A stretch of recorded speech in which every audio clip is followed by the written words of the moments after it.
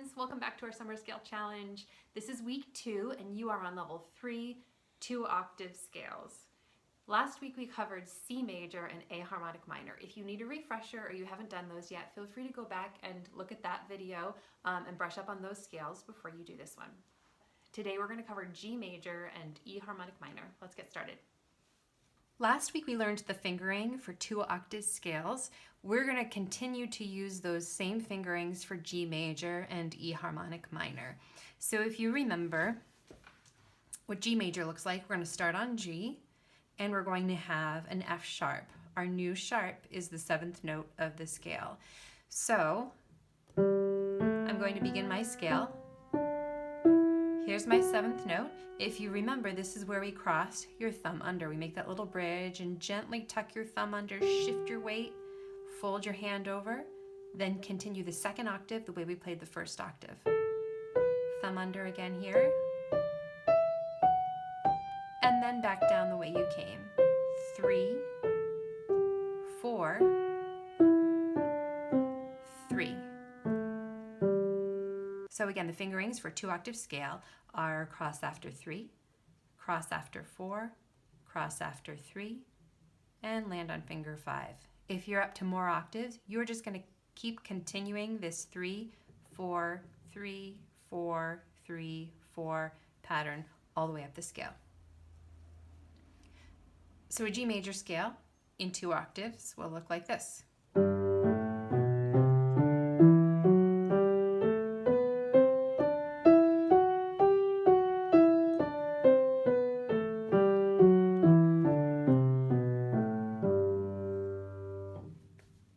Again, I like to choose a leader and a follower, so the right hand crosses on the way up first. Your left hand crosses first on the way down, so that's the leader. So I'm paying attention to what my right hand's doing. It's crossing on 3 here, right? My left hand will cross on 3 immediately after it. My right hand's crossing after 4 here. My left hand will cross on 4 immediately after. My right hand's on 3. Left hand crosses immediately after on 3. Now I'm going to pay close attention to my left hand, that's the leader. Left hand's crossing on 3 here. Right hand 3. Left hand 4, right hand 4. Left hand 3, right hand 3. And I find if you're still building your 2 octave scale vocabulary under your fingers, I find that saying them out loud really helps. So if you say like 3, 3, 4, 4, 3, 3, 4, 4, 3, 3, that helps you to keep track of it a little bit easier. You'll probably be playing a little bit slower than that. Don't be afraid to go back and review this really slowly and thoroughly.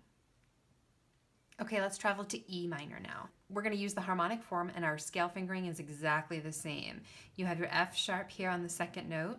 Your raised 7th is going to be right here at the top of the scale. 3, 4, 3, 4, 3, 4, 3. Left hand.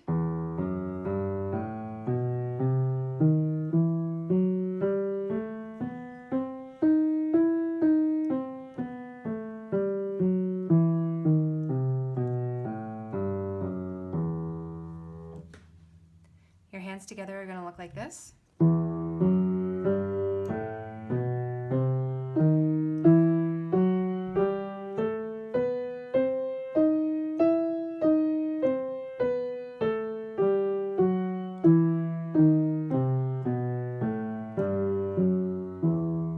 If that looks like a lot right now, don't worry. Take your time building it up 1 octave and then 2 octaves. Play it really, really slowly. Think through it all week long. Get to the piano as much as you can for short periods of time.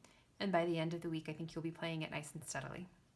Here's a challenge for you. If you find that E minor is a little bit awkward with the F sharp and the D sharp with the placements of those, I like to practice my crosses really swiftly. So for example, right here at the top of the first octave is where you have your 4 cross in your right hand. 4 crosses tend to be a little bit more of a leap. So if you kind of practice kind of tucking your thumb under and practicing that cross swiftly and bringing your left hand right over.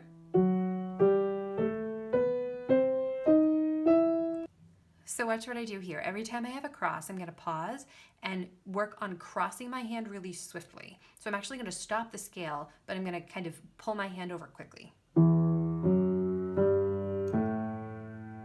Did you see that? That was one motion in my right hand. Here my left hand comes right around. Watch my right hand here. Right to the next note. My left hand pulled right around.